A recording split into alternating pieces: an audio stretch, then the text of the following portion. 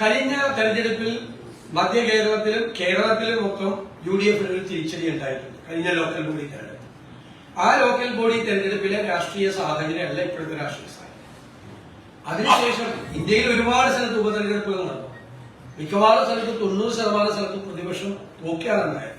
പക്ഷെ കേരളത്തിൽ മാത്രം, ഉദാഹരണത്തിന് തൃക്കാക്കരയിൽ PT തോമസ് ജയിച്ചതിന്റെ ഇരട്ടി വോട്ടിനാണ് ഉപതെരഞ്ഞെടുപ്പിൽ 25,000 വോട്ടിനെ ഞങ്ങൾ ജയിച്ചത്. ഉമ്മൻചാണ്ടി പുതുപ്പള്ളിയിൽ ജയിച്ചതിന്റെ 4 ഇരട്ടി വോട്ടിന് 37,000 വോട്ടിനാണ് പുതുപ്പള്ളിയിൽ ജയിച്ചത്.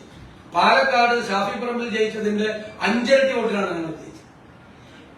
ചേലക്കര തോറ്റെങ്കിലും 40,000 വോട്ടിന്റെ LDFന്റെ ഭൂരിപക്ഷം 12,000 കുറച്ചു. നിലമ്പൂരിൽ ഞങ്ങൾ LDF ജയിച്ച സീറ്റ് 3,000-ഓളം വോട്ടിന് ജയിച്ച സീറ്റ് ഞങ്ങൾ 11,000-ലധികം തിരിച്ചു പിടിച്ചു.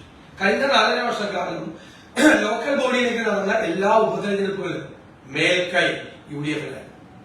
ഇപ്പോൾ രാഷ്ട്രീയ സാഹചര്യം UDFിന് കുറെ കൂടി അനുകൂലമാണ്. കാരണം ഗവൺമെന്റിനെ കേരളത്തിലെ ജനങ്ങൾ അത്രമാത്രം വെറുക്കുന്നു. ആ വോട്ട് കൂടി ഈ തെരഞ്ഞെടുപ്പിൽ കിട്ടും. അപ്പൊ കോട്ടയത്തടക്കം മധ്യ കേരളത്തിൽ ഗംഭീരമായ വിജയം. അന്ന് ഞങ്ങളുടെ കൂടെ ഇല്ലാതിരുന്ന ഒരുപാട് സാമൂഹ്യ ഘടകങ്ങൾ ഇന്ന് ഞങ്ങളുടെ കൂടെ. UDF എന്ന് പറയുന്നത് നിങ്ങൾ എഴുതി വെച്ചു, ഇത് കേവലം കുറെ പാർട്ടികളുടെ കോൺഫെഡറേഷൻ മാത്രമല്ല. ഇപ്പോ കുറെ പാർട്ടികളുടെ കോൺഫെഡറേഷൻ മാത്രമല്ല, അതിന്റെ അപ്പുറത്ത് ഒരുപാട് സാമൂഹ്യ ഘടകങ്ങൾ കൂടി ഒന്നിച്ചു ചേരുന്ന ഒരു പൊളിറ്റിക്കൽ പ്ലാറ്റ്ഫോം കൂടിയായി ഞങ്ങൾ UDFനെ വികസിപ്പിച്ചിട്ടുണ്ട്. അത് അടുത്ത അസംബ്ലി തെരഞ്ഞെടുപ്പിന് മുമ്പ് അതിന്റെ അടിത്തറ കുറെ കൂടെ വിപുലീകരിക്കും, സംശയം വേണ്ട. ഇപ്പോൾ തന്നെ നിരവധി കക്ഷികൾ UDFന്റെ ഭാഗമാകാൻ ഞങ്ങൾക്ക് അപേക്ഷ വന്നത്. ഞങ്ങൾ അതെല്ലാം പരിശോധിച്ചുകൊണ്ടിരിക്കുകയാണ്. അതിന്റെ ഇടയിലാണ് ഈ തെരഞ്ഞെടുപ്പ് വന്നത്. ഇനിയും വരും കക്ഷികൾ UDFിലെ. കക്ഷികൾ മാത്രമല്ല, ഞാൻ നേരത്തെ പറഞ്ഞൊരു പോയിന്റ്, ഇതൊരു പൊളിറ്റിക്കൽ പ്ലാറ്റ്ഫോമാണ്. കോൺഫെഡറേഷൻ ഓഫ് പാർട്ടീസ് മാത്രമല്ല, അതിന്റെ അപ്പുറത്തേക്കുള്ള ഒരു വിപുലമായ ഒരു സംവിധാനം ഇന്നത്തെ UDFിനുണ്ട്. അതുകൊണ്ടാണ് ഞങ്ങൾക്ക് ഈ തെരഞ്ഞെടുപ്പൊക്കെ ഞങ്ങൾക്ക് വലിയ ഭൂരിപക്ഷത്തിൽ ഞങ്ങൾക്ക് ജയിക്കാൻ കഴിയും.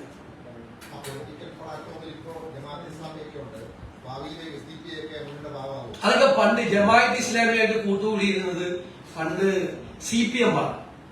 30 കൊല്ലക്കാലം ജമാഅത്ത് ഇസ്ലാമിയുടെ തോള കഴിഞ്ഞിട്ടാണ് പിണറായി വിജയനും കോടിയേരി ബാലകൃഷ്ണനും ഒക്കെ നടന്നത്. CPMന്റെ നേതാക്കന്മാർ. ഞാൻ പറഞ്ഞല്ലോ, ഞാൻ 6 തെരഞ്ഞെടുപ്പിൽ മത്സരിച്ചു. എല്ലാ തെരഞ്ഞെടുപ്പിലും എനിക്കെതിരായിരുന്നു ജമാഅത്ത് ഇസ്ലാമി. ആ എല്ലാ തെരഞ്ഞെടുപ്പിലും LDFിനാണ് ജമാഅത്ത് ഇസ്ലാമി പിന്തുണ. ഇപ്പൊ അവർ വെൽഫെയർ പാർട്ടി ഉണ്ടായിരുന്നു. ആ പാർട്ടി കഴിഞ്ഞ പാർലമെന്റ് തെരഞ്ഞെടുപ്പ് മുതൽ UDFിന് പിന്തുണ കൊടുത്തു. ഞങ്ങൾ ആ പിന്തുണ സ്വീകരിച്ചു. അവരുടെ പിന്തുണ ഞങ്ങൾക്കുണ്ട്. അവരുടെ പിന്തുണ ഞങ്ങൾക്കുണ്ട്. ഞങ്ങൾ അവരുമായി അവരുടെ വോട്ട് ഞങ്ങൾ സ്വീകരിക്കുന്നുണ്ട്.